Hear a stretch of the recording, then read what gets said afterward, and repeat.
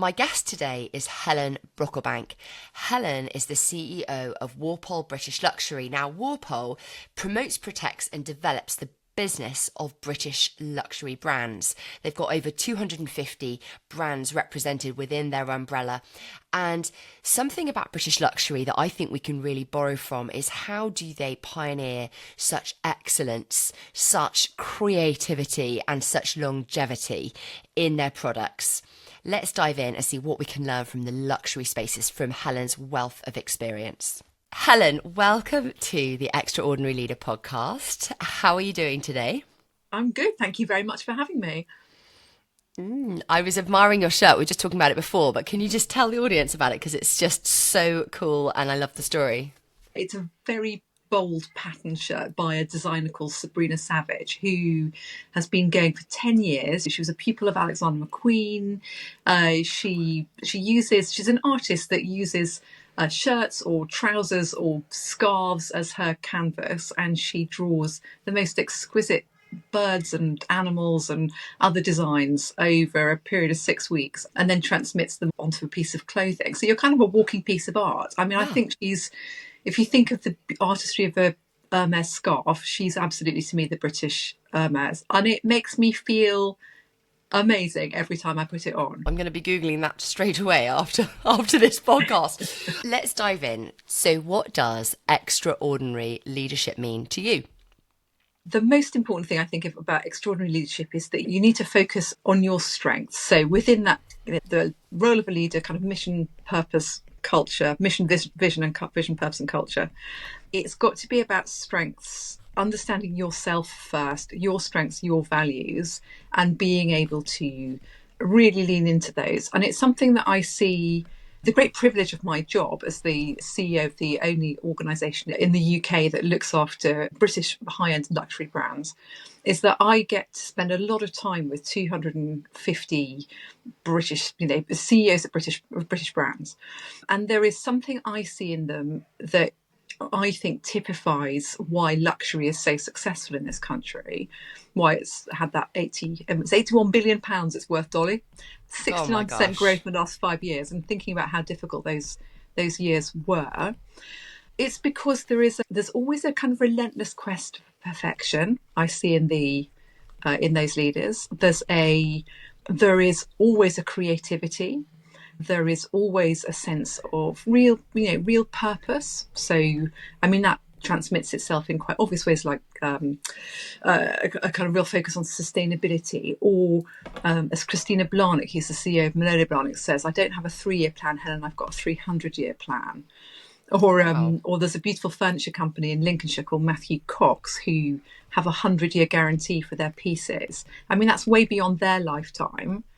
But this, so relentless quest for perfection, long-term thinking, a curiosity.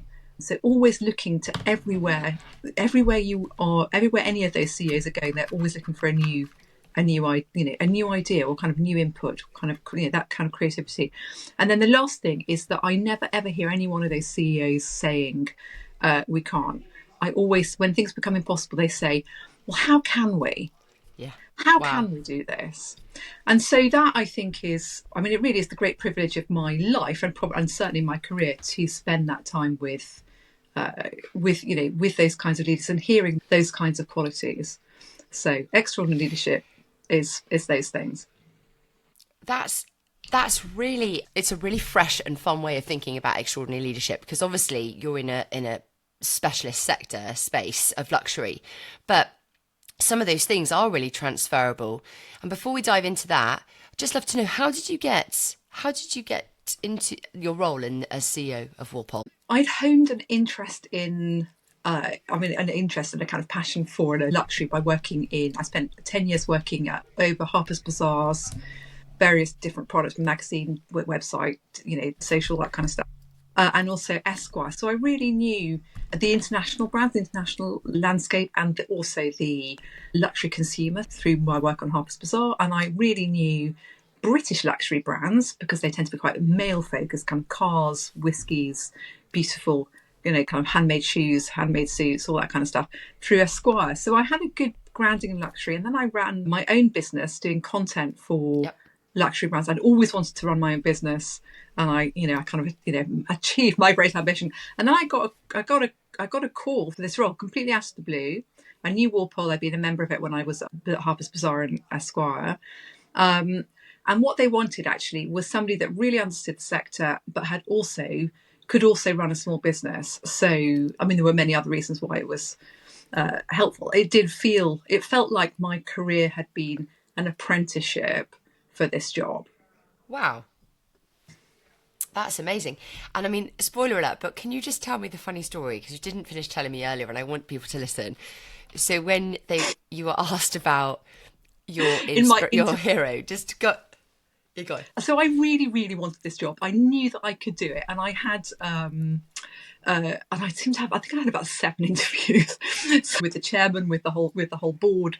I've really done my homework about how to do a great interview. How do you do a great job interview? Yep. And there are certain questions that do come up, and one of those is who are your heroes? And I'd done that. I'd done the kind of rehearsal for that with my husband. I was going to say my grandmother, because she was so inspiring and all that kind of stuff. You have to understand some points. Anyway, at the end of, I think, the 7th interview, and I was just so tired and so super concentrated by I just burst out Jilly Cooper, because literally the night before I'd finished rereading Rivals, which of course is now on television. It's every bit as good as the book. And it was like, I thought, oh my God, I've just blown this. I've just blown this. This whole interview is going so well, I've just gone Jilly Cooper. And then I swiftly recovered, because actually what that question is wants to express something about yourself. And it's because actually you learn your best lessons from the most unexpected places. Mm-hmm.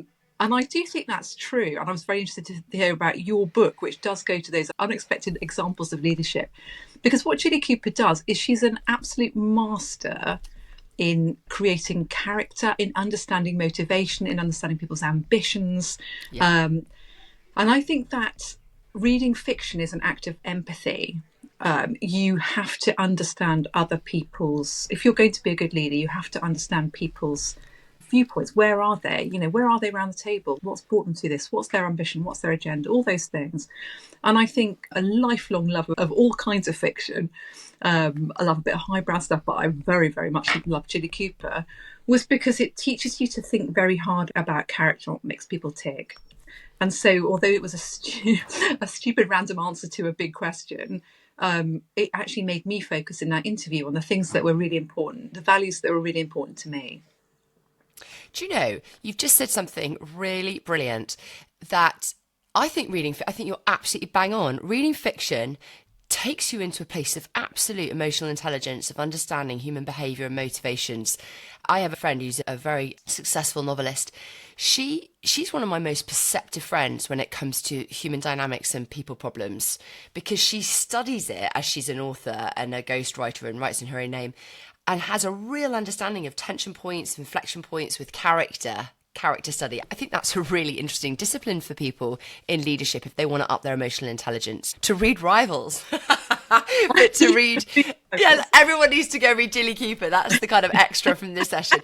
But actually, reading novels, like well-written novels from authors that really understand human dynamics, motivations, ambition, you're right. If we think of what you were sharing before about what makes an extraordinary leader, and you were saying that how successful British luxury is, and there's a relentless quest for perfection, there's a creativity, there's a sense of how can we do this, there's a long-term mindset. Those actually are many objective headings that I will get when I'm going into business consultancy for leadership and performance. If I'm going into a space where it's not luxury or there isn't a strong brand identity, I kind of have 2 questions within that. My first question is, what does luxury attract in a person that works there? What kind of people does it attract? I do think, I think luxury does attract creative people, but more than that, it attracts people who are very passionate and committed and have an enormous amount of resilience. So I see a lot of really incredible leaders of brands who have never come from a luxury background. There are some people who are, who are straight out of central casting and have kind of been born to it and have been working at every single LVMH brand. They're just rotated throughout them. But I also see someone like Michael Ward, who is my chairman at Walpole, and who's run Harrods for more than 10 years. So he came from. He's done. He's run a big chain of pharmaceutical thing. I mean, he's come from very round, because done booze, done private equity. I mean, he's not a luxury man, and yet that store is throughout the entire world is seen as the world's most famous department store, and it's also LVMH's best door outside their own boutiques. So it's Hermes best, Chanel's best. I mean, so he's done something really incredible because he has that relentless kind of quest. As soon as something is beautiful, as soon as something looks fantastic, as soon as something is working, it's where do I go next? Because you've got the most demanding customer in the world. And I think that's why passion, creativity, commitment, and kind of relentlessness are things that wherever your background is, if you want to work in a luxury business, that's what you need. And I think a bit of empathy too. You need to understand the customer, but you also need to understand the incredible people who are making the products with absolute love for people that love it, or experiences in the case of hotels or retail people. I mean, there's something about with working in luxury that it's a very tactile product to be involved in, isn't it? As you say, it's artisan, it's often bespoke, it's all highly well crafted and creative. That the maybe as a question, I guess, do you think that relationship with the product impacts the performance of the people representing the product? I think, my observation is that it does impact it, because you look at something beautiful, whether it's in an art gallery or whether in the, I'm looking at your beautiful Boodle's necklace. You look at something that is, these are things that bring you great joy. And that's also something that luxury leaders who are running successful brands see. They are not making radiators. It's not something that people really need. Nobody needs that beautiful necklace, that that lovely stay in a lovely hotel, or this shirt, but you really want it. And I think it's human nature to kind of look for beauty, to look for joy. And it shouldn't be about the price tag either. So it doesn't, it's not about, an iPhone is expensive. It's not a luxury item. It's a really good brand. It's a really good brand that makes great products, but it's not a luxury item. But a tea bag at Fortnum & Mason can be a luxury product. It's pretty much the same price as a box of tea picks from Sainsbury's. But you shove those in your trolley as you're going round, and it's like, oh yeah, nice cup of peppermint tea later on. But in Fortnum's, you're in there, you've had a conversation. It's a beautiful environment. You've had a conversation with extraordinary retail staff who really, really know tea, who can tell you all the stories, who'll take something out of a jar and let you sniff it, who will understand who you are as a person and give you the tea that best realizes your greatest dreams of tea drinking. And you go away with it in a lovely O'Donnell paper bag, and you've just had a gorgeous experience. Same price, but different kind of joy. And I think that understanding of human nature is so important to what luxury is. As you're talking, I was just thinking, I'm very proud to be British and very proud of our British heritage in business and our manufacturing history. And I find it so sad that we are not sustaining our craftsmanship. In many ways, we are outsourcing so much of it to other places, when I feel like it, of course, progression is one thing, but another is just churning it out to kind of be mass-produced stuff elsewhere. When I think there's an ingenuity that we have in this country that I'm sad to see missing. But in luxury, it's like we're managing to hold on to it. But what you were just sharing is, it made me think of the word scarcity. And when there's a scarcity, there's a greater appreciation and a deeper longing. So to own something luxury is a scarcity. I don't have hundreds of necklaces. So to get a necklace is like, it's a treat. It's a scarcity thing. And that's relative for many people along the scale of what they can afford. But back in the day, thinking of World War II, when there was such scarcity, just having a bag of mint humbugs, you read Yeah, about it in absolutely. novels and things, Luxury. was just, it was the experience of like smelling it, sharing it, enjoying it. Or when we had one TV channel, the scarcity of that, of all sitting around and watching it together. And when it just gets flooded with loads of TV channels now and none of us know what to watch, or there's sweets everywhere, I don't really enjoy the sweets I eat, I'm just stuffing them in. Luxury still has this space of scarcity to keep us present psychologically almost, isn't it? Yes, I think it's. I mean, it's. There is a mantra in many of the brands that I see. It's about less but better. So, Yeah, nice. if you're, I mean, I know there's a tailor I know well, and she has a client who is not, not in any way described. He's a kind of he's not even a very top lecturer at a university. He doesn't earn very much money. His great love is for a bespoke suit, and he doesn't go on holiday. It's just that's his thing. Every few years, he will come and have an incredible suit made exactly for him to the thing that he wants. That he wears again and again, and that's just his. It's his luxury. So just. I think being mindful, we are in a material world, but you kind of can bring a mindfulness to the material. Luxury goods should be made to last. And I Yeah. think that sense that you are also supporting an incredible workforce. I mean, there are nearly 500,000 people in that work, whose jobs are supported by British Luxury nationwide. And I think you might have Harris tweed jacket. The materials kind of, made by Harris Tweed Hebrides that Maria Grazia used in the latest Dior Cruise collection.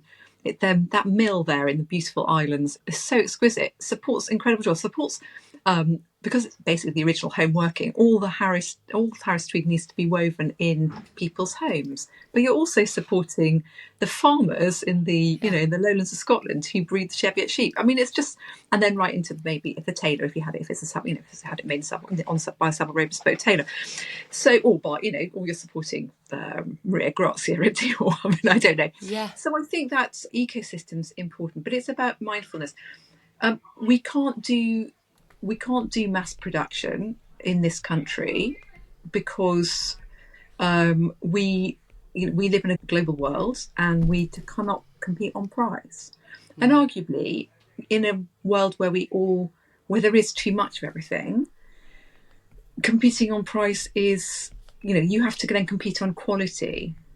So, and again, Right. we'd say like, don't buy 10 things, buy one beautiful thing. If you Yeah. love a tea bag, buy the most beautiful tea bag that brings you the greatest amount of joy. That Yeah. that mindfulness there, I think is important. I think it makes us feel good as human beings. It really does. It really appeals to the senses, doesn't it? When taste and touch and sight, it's such a feast for the eye rather than just banging out another thing. But And what, you're making incredible memories as well. I mean, that's the yeah, thing you remember when you bought that. I don't know.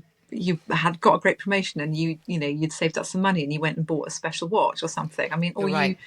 took your mum to No, tea at Claridge's, which was her dream. I mean, you know that yeah, and that I think from a leadership point of view, in a British luxury business, actually in any luxury business, you are tread softly because you tread on my dreams. If I can terribly misquote Yeats, you are creating dreams. You are answering people's dreams. You are creating dreams for people.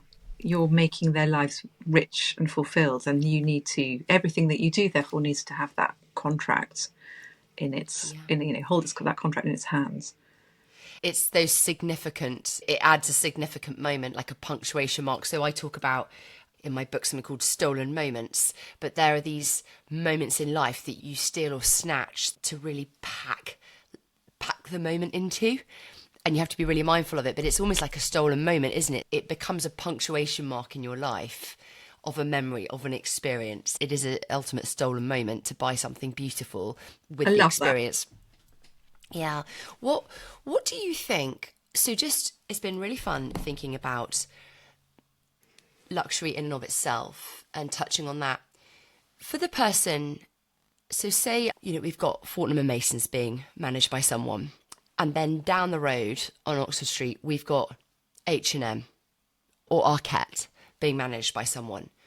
What do those two, if those two managers met and wanted to learn from one another, what would the manager from Arquette or H&M What would they need to know, do you think, from the manager of Fortnum and Masons or some luxury brand? What could they That's a great learn? that's a great question. I think the essentials the essentials of leadership are the same wherever you are, aren't they? I mean, I've tried to give you some kind of exceptional things that I've observed with luxury brands, but I think in any situation you need to you need those creative skills, because your problem, whether you're running Arquette or H&M or or Fortnum Mason, you're problem solving all the time. You want to make the business better, because that's your job, and you also care, and you're a good leader, and so you're kind of passionate about what makes things better. How do I, in every sense of that. So I think you find so much more commonality than you ever would difference. And I see this at Walpole, because we have there are kind of 11 different sector verticals, as we call them, in British luxury. You've got people who are in the car business, in Aston Martin or Rolls-Royce motor cars. You've got people who are in the business of bone china and plates, like Richard Brendan or Wedgwood. You've got jewelers. I mean, so it's, I mean, you've got I mean, it's very, very broad. But all of those, every leader has those same qualities. And I think the thing is that although, so you will always find something that somebody else can learn from you. I think the most important thing, if you're running a business, if you are the person in charge, is back to what I said in the beginning. You have to intimately understand your personal strengths, because otherwise you will not be the best leader that you can be. How have you learnt about your personal strengths? What's been your journey for that? I think women's careers are a marathon and not a sprint. And nice. I think I came to this job when I was I was in my late 40s, so I wasn't the wonderkind. But because I'd had those kind of apprenticeship experiences, I knew that what I brought was, I had a real clarity of vision. So my brain synthesizes a lot of different information and then takes out the golden thread, and you can see where it needs to go. I'm very good at bringing people together and kind of creating consensus. And I'm super creative. So I'm creative in ways that we don't need to go into, about my interest in making homemade cars and stuff. Never get one from me, Dolly, because my creativity is in excess of my talent when it comes to that stuff. But you will always find a solution. So I think you need to think about who you are in a situation. I'm a very big picture thinker, so I also understand that I need people around me who are able to translate the vision and the direction that I'm giving into how that actually operates on a day-to-day basis. So another manager's different. You've got there are people I can think of that I come across in Walpole who are just insanely brilliant about creating a culture in a workplace. So I think you need to lean into what you're good at. How, just to touch on that lightly, but what kind of things have you observed for people who are strong at creating an effective, content, great, strong culture? What do they do? Where I've seen it is lots of the high-end hospitality leaders are really, really good at empowering their people, and this kind of this idea that the customer, it's not that the customer's never wrong, it's that the customer's always right. How are you, whether you are the waiter or the cocktail shaker or the housekeeper or the director of sales and marketing, how are you making the customer really happy and then empowering them to do so? And I think not having so you give people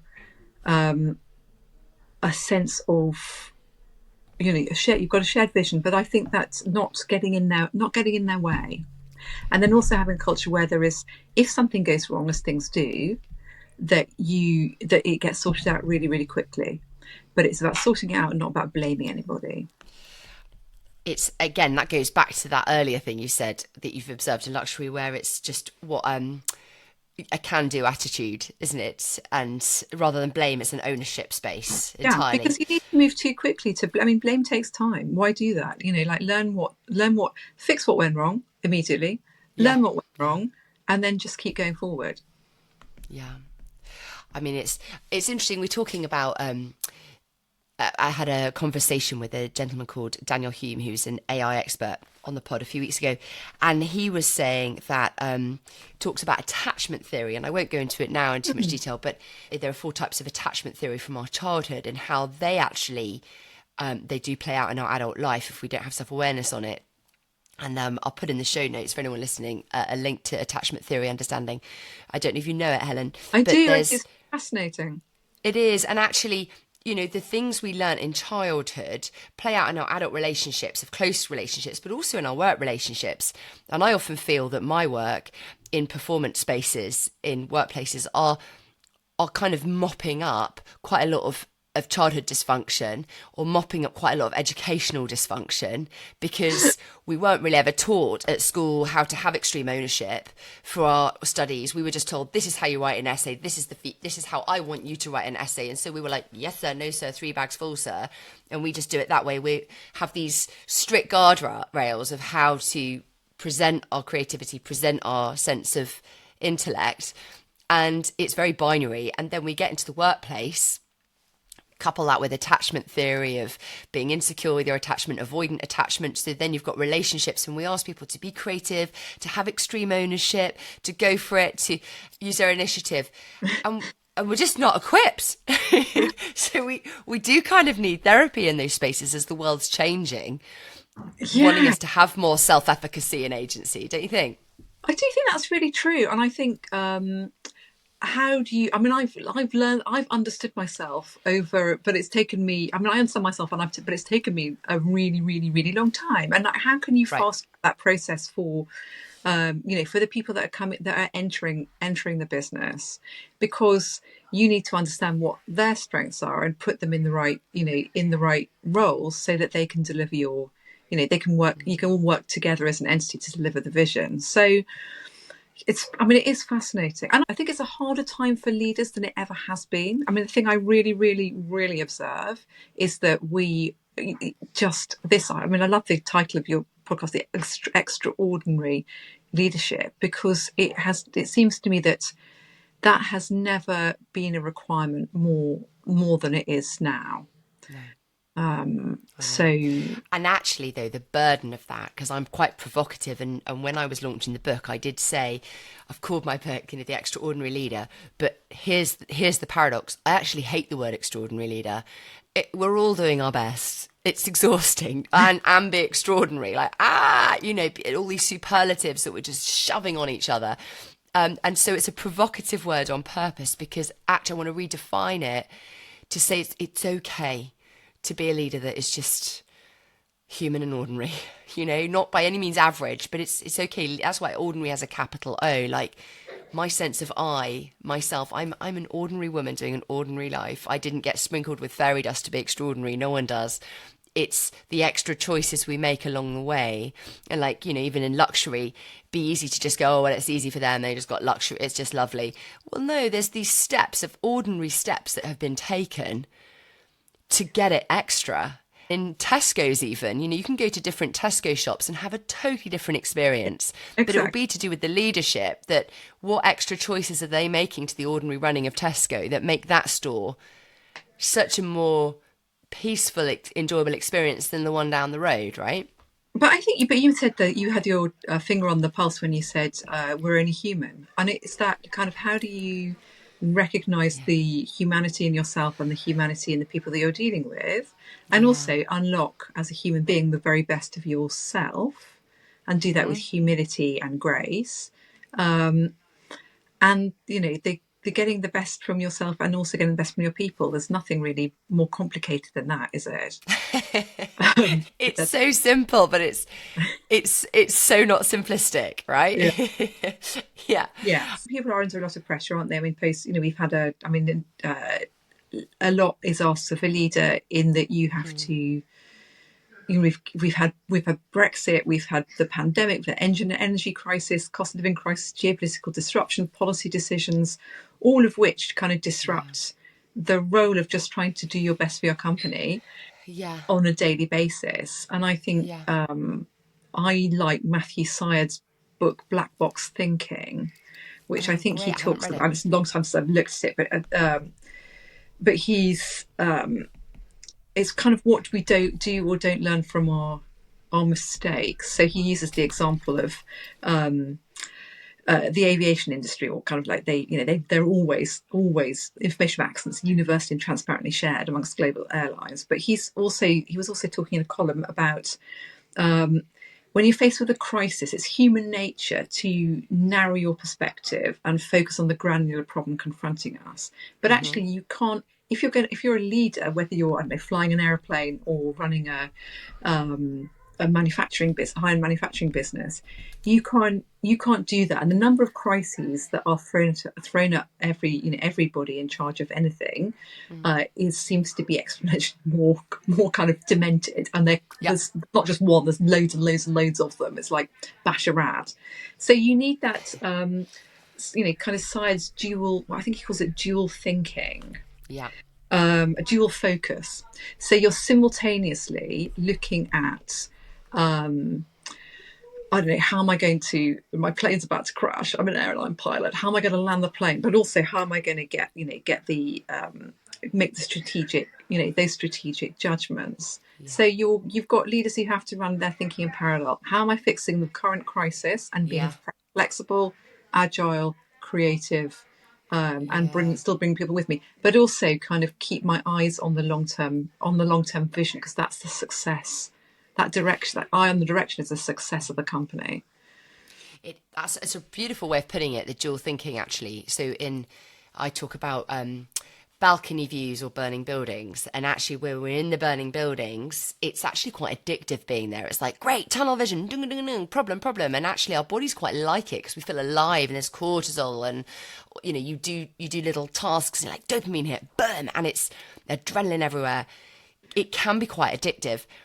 So, but it's actually not wisdom, and the wisdom is to get into that balcony view space. But what a lot of people, I think, misunderstand with that kind of dual space is that you've got to spend hours just contemplating and thinking. And actually, balcony view, thinking of the bigger picture, having a peripheral view, might only be a touch point of 5 minutes being intentional on that. Task requires us in the burning buildings a lot. So it might be like 90% you're kind of doing the task, but as long as we're pulling out to have that dual thinking focus time to have peripheral vision, it's essential. I mean, how do you do it, Helen? What's your approach to it? Just, I'm mindful of time. I want to land soon. I do it really badly, Dolly. I mean, it's like I love the honesty. Yeah, I think you have to trust yourself, as you have to trust your ability to fix the kind of the to put out the fires. And that because you've got the intelligence and the kind of the you've got form. That you've done. There are very few problems. They might have a different kind of content. Like, a new war in the Middle East, is affecting your supply chain. The new war is a different thing, but affecting something that affects your supply chain. I mean, not mine, but but it's for example. Is something that you have done before. So the important thing almost is to do that dual, is not to take separate time to do the long-term balcony thinking, is that you must do it simultaneously. Those things have to work in parallel. So, but it takes a leap of confidence, I think, to know that you have, because you're where you are, you have the form and the skills and the experience of knowing that those fires will not burn the building down if you sort them, if you understand how to sort them, who can sort them. There's a culture of how they're sorted, but you are the pilot, and you have to keep your eyes on the horizon and keep on bringing everyone with you, and give them the reassurance that although things are day to day quite hard, and we're certainly in a much more difficult, economic market than I mean, every business is in a different, slightly difficult economic place now than they were perhaps, before the pandemic or just even, beginning of last year. It will. Your vision is correct. You're all going in the right direction. And people are doing really well. There are stumbling blocks, but you will get there because you're in the driving seat and you will help them get there. I think that is a really beautiful place to follow the plane analogy, land. Haha, like what I did there. But yeah, that you are the pilot as a leader, keeping your eyes on the horizon, giving reassurance. I'm even taking that just as being a mother to my children. It's, we're going through some family stuff at the moment, and it works. It's robust. That it helps in all the spaces. As we do land, Helen, what is your home item that exemplifies extraordinary leadership? Well, Dolly, I very nearly brought the copy of Rivals. Gutting. I wish you had. And I didn't really know whether. I suppose books do count as household items, but actually, yeah. I've got a very burning on my desk right now. I've got a really beautiful Jo Malone candle. It's their. I mean, I like it. I like a scented candle because, for me, it's about creating an atmosphere that's and a culture that's conducive to your kind of best thinking, I suppose. So it's a place where you've got beauty in your life. That's where I work. I work best.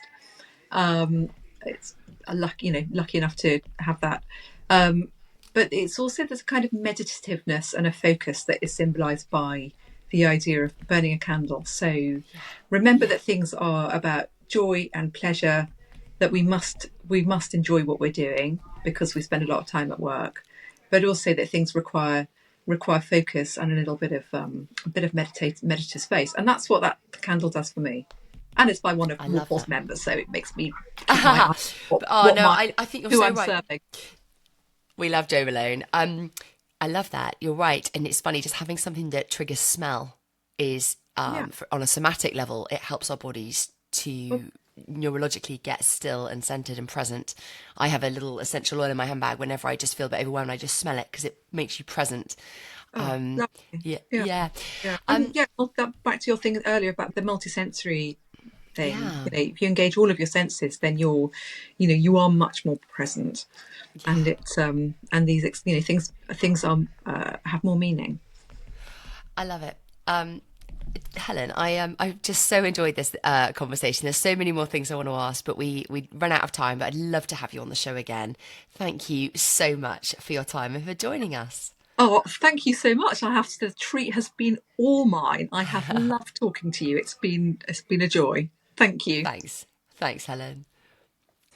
I found it really reassuring in today's conversation to hear that actually leadership is so transferable, whether you're running Fortnum & Mason or running H&M, that there's always this quest for being passionate, committed, resilient, for being able to problem solve, to have empathy, to care about your job, to be creative in solving issues.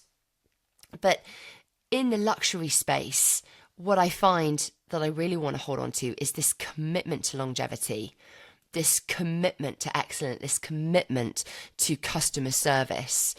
And that is something that I think we can really borrow no matter what our business is. How can we go a little bit better, a little bit further, a little bit harder, a little bit wider, a little bit deeper in whatever sector we're in? What can we borrow from that luxury mindset of creating a space that's an experience that's memorable? Because actually, if we are leaders and we are leading a team, the atmosphere we want for our team and for our customers, whoever and whatever they are, is to engage in an experience with us that's long lasting, that stands the test of time. So even if we're in fast moving consumer goods, we can still create an atmosphere, space around us that holds something deeper than just the day job. And that's what I really love. I also really found this dual thinking focus. It really packed a punch, that it's not an either or, but it's being able to hold dual thoughts simultaneously together. And that's the complexity of leadership. But actually, it's a paradigm that I think is an invitation for extraordinary leadership. Thanks for joining us today. If you want to know more about British luxury brands, do reach out to Walpole. Fantastic industry. They've got amazing white papers on leadership and luxury and other things that I've really enjoyed using as resources. And if you would like coaching on how to up your leadership in your space to create these beautiful spaces for others to be in, then do get in touch. I'll see you next time.